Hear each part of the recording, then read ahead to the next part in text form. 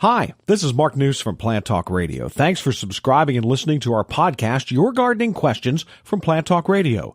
To help keep this podcast free, we're partnering with Stoke Seeds. More than just a listing of vegetable and flower seeds, the Stoke Seeds website is a complete resource center with valuable information on seed starting, planting, and harvesting, plus all the gardening accessories you need to make your garden the envy of the neighborhood. Pre-order your free 2018 gardening guide today from stokeseeds.com, cultivating successful growers for generations. We'll have more to come from Stoke Seeds in the next few weeks. Now, on to today's question. These dismal days, you still want to get involved in gardening somehow. And, of course, house plants are a great way to do it. And a great way, maybe you were talking about getting your kids involved in getting them plants. Indeed. Your grandkids, I mean. Yeah, indeed. And one of the first things I thought about, many weeks ago, and my wife and I then proceeded to do, we have a 4.5-year-old grandson. Everything is his oyster to be shucked. And this great penchant for new knowledge. We decided to go with what I have in the past, I've termed a crazy little thing, but a chia pet. My grandson in this case, has never watched grass grow. Well, why not? And now, very shortly, there'll be germination, and then up it comes, and then it comes down to, I'm going to try to train him to trim the grass. Now, indeed. And then, of course, in order to make a chia pet work, just like any other plant, you have to move it to the highest light in the house, which is probably a south window this time of year. West or east will work, but I only get a half a day that way. But the grass, even though it will grow quicker and, let's just say somewhat more willowy this time of year, it is still a fun thing to do. Another thing that's fun for people a little older than 4.5 years of age is indoor plants that are maybe languishing in care or just by age. They're maybe gnarled of trunk. They maybe don't have a, particular shape anymore that was once desirable.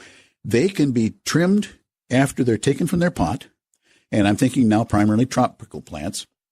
Trim them, trim root, trim top, put them in a flat tray, literally a bonsai dish or something that resembles that. Spread those roots out, be sure there's internal drainage. And you can this year, especially on the tropicals, reduce, miniaturize, if you will, break off the tops. One of my favorite bonsai growers was one to hurry things with a hatchet, with a pruning saw, with hand pruners, and even a little blowtorch. He could make a tree look like it had been in a forest fire in about 20 minutes. And I'm quite serious about that. He could find a scraggly old juniper along a fence row in the wild, ask permission, and then go dig it, get it home in a wet gunny sack, if you will, back in dating myself, but a wet medium, keep the roots alive, and he would reduce that plant down, and it might have a 2.5 inch trunk diameter. It might have been maimed by 7 rutting deer and 3 farmers' plows, and that just made it more exciting for him. He would take that thing home, and in the course of a year, could make it look 300 years old. Mm-hmm. Now, it might have been only 35 years old, but Max was absolutely a master at that, and everybody can have fun with it. If you kill one, so be it. You start over again. We're not talking about having to designate the oldest son in each family to take them on for 5 generations. We're talking about fun this winter, and it can be fun, especially if you have some, rather dilapidated tropicals. Take a chance. Literally, you can, knock off, rake off, pull off the soil.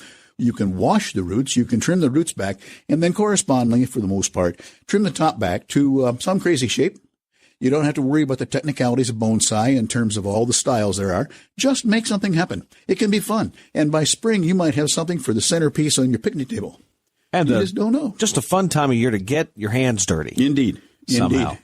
Yeah, you don't have to get them so dirty and so wet that they crack under the fingernails now. Yeah. That part of the year is gone. But you can spread out several thicknesses on the kitchen table and use one of our long nights now where it's dark at 5 o'clock and make something that will be handsome all winter long, fun to take care of and kind of watch, and then put it to good use next year.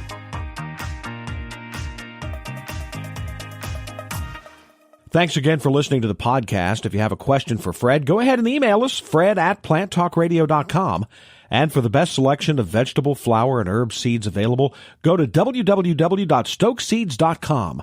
Pre-order your free 2018 gardening guide today from stokeseeds.com. Cultivating successful growers for generations.